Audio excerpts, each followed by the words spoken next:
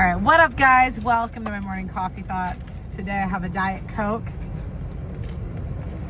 I'm doing a cut right now, and my sister's showing me how to extremely calorie cut. And it's crazy.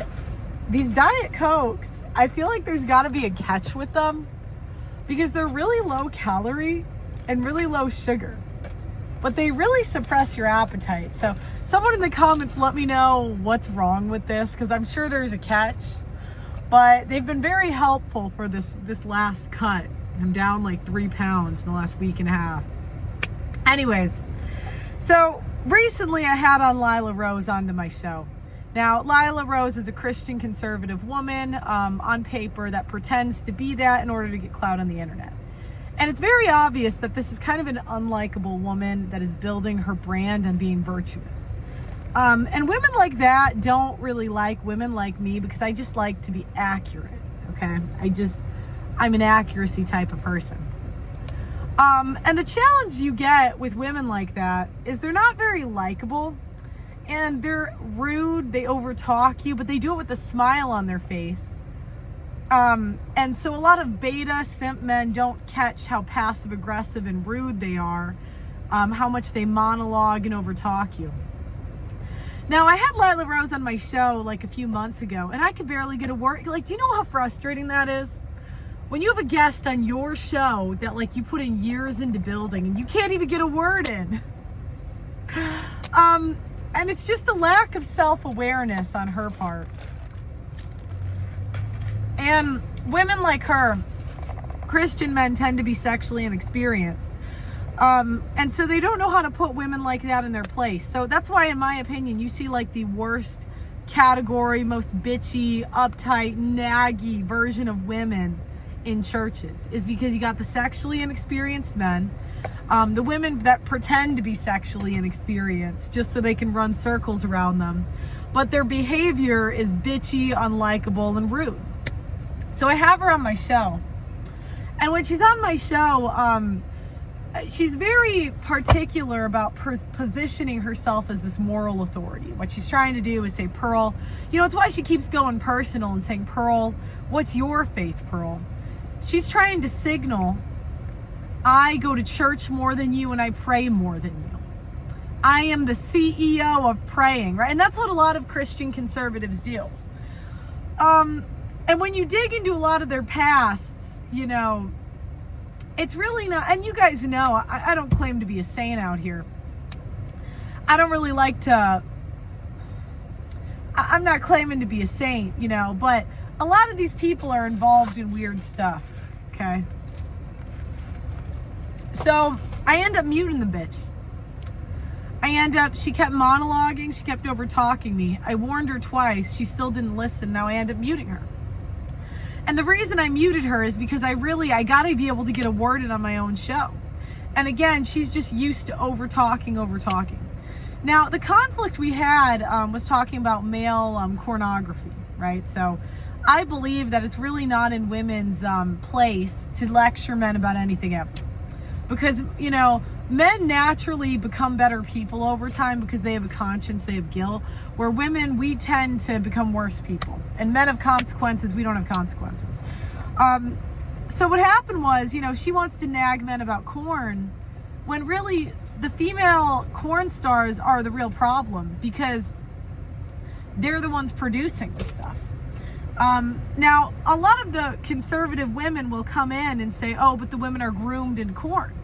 But if anything, the men are groomed into watching corn because the women are naked everywhere. Have you seen young women? They just love being naked.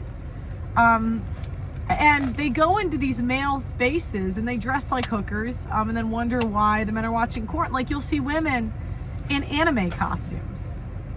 Like, they go where sexually inexperienced men are. So this translates to conservative media. Now, what these conservatives tend to do, and Tim Pool does it too, is they like to use their family to signal virtue. So they're usually not very likable, they're not that nice, and they're kind of rude. So in order to signal virtue, they say, look at my family. You see Matt Walsh do this. I am a good man, look at my family. You see Tim Pool do this. I mean, Tim Pool was coming at me calling me a spinster. Maybe I am, right? But I'm like, Tim, I'm not trying to be rude, but I mean, you got married at 38 to a woman in her mid-30s. Like, what is your wife? If I'm a spinster, what is your wife? Like, she's like a double spinster. You know what I mean? And what these conversations always turn to, and I hate these people because I grew up around people like this, is it comes into a virtue signal off. Who can be the most virtuous? But when you look at their life choices, most people become statistics. That's including me. That's including you. Most people are going to follow the trends of where society's going. So if you look at their wives, Matt Walsh married a girl in her late 20s. Tim Pool, woman in her mid-30s. Lila Rose didn't get married and have kids till her 30s.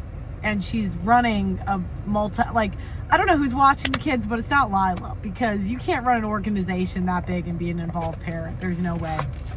I'm a nanny kid. I know when you have nannies. Like, come on. Or it's your mother, or it's whatever. Now, the frustrating part was not the women coming back to nag me, because you kind of expect women to take women's side. But what's really frustrating is these conservative men claiming they fear God, but they're white knighting for women. How can you fear God if you are white knighting for women that don't care about you? You clearly fear women, and you have to virtue signal that you're a good person to women by saying Pearl can't mute somebody on my own show. Isn't that crazy? This live was from like a few days ago. You can go through if you want to see it. Now, the other thought I had, conservatives love to lecture men about pornography, but if women wanted pornography gone tomorrow, it would be gone. It would not exist. So I really just don't like when people talk about religion, and it's not because I'm anti-God or anything. It's not because I don't believe in God. But I'm under the belief that your actions should be, I should see you're a Christian through your actions. I'd rather just say nothing and think you say nothing about what you believe. And you think you're you come off as such a nice person that I can see that you believe in God. But instead you have people that virtue signal. They use their family to win arguments and for clout. And they're kind of assholes. But they think they're good people because they have kids and they go to church. And I'm like, I would prefer none of the kids or the church, but you just being nice and likable. And that's to you, Lila Rose.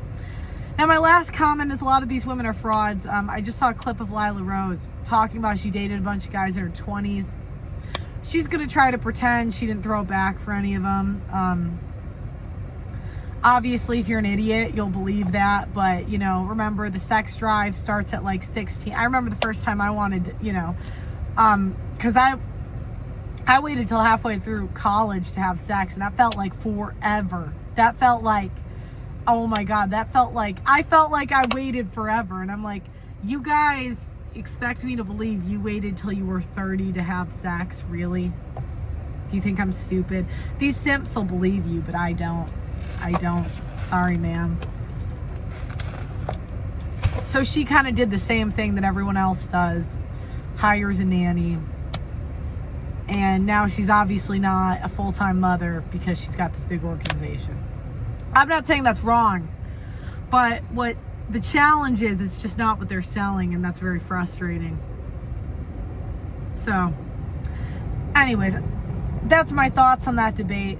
I'm going to do a call-in show. I'm thinking I have family in town for Thanksgiving, so I'm thinking Wednesday maybe, if I can, but it'll most likely be Friday, Saturday. So anyways, guys, happy Thanksgiving. I love you. Don't believe these trad whores. They're no different. Like the video, subscribe, and I'll see you next time.